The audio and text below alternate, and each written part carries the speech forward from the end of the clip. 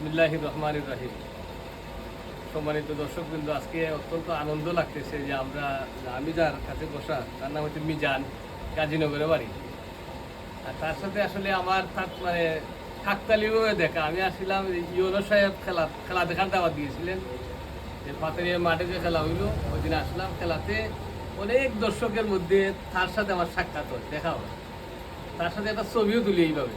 তোলার পরে অর্থাৎ তখন তার এই ঠোঁটটা জন্মগত ঠোঁট কাটা ছিল, ঠোঁট কাটা থাকায় তো আমি চিন্তা করলাম যে তার নামটা জানলাম, কিন্তু নাম যাই দিয়ে একটু পরে কিন্তু তার নাম ভুলে গেছি।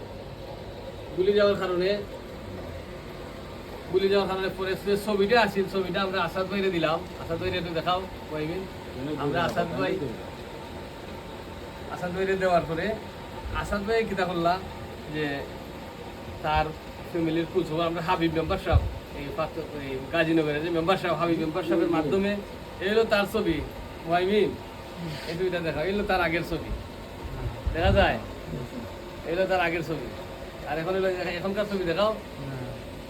আলহামদুলিল্লাহ, আমি সিলেটে গিয়া তার মানে পরিবারের সন্ধান বার করি আসাদ ভাইয়ের মাধ্যমে, হাবিব মেম্বার ভাইয়ের মাধ্যমে বার করি। তারপরে ইবনে সিনাতে তার এই ঠোঁট কাটার সম্পূর্ণ ফ্রি অপারেশন ইবনে সিনা তাকে করে দিয়েছেন ঠোঁট কাটার। আলহামদুলিল্লাহ।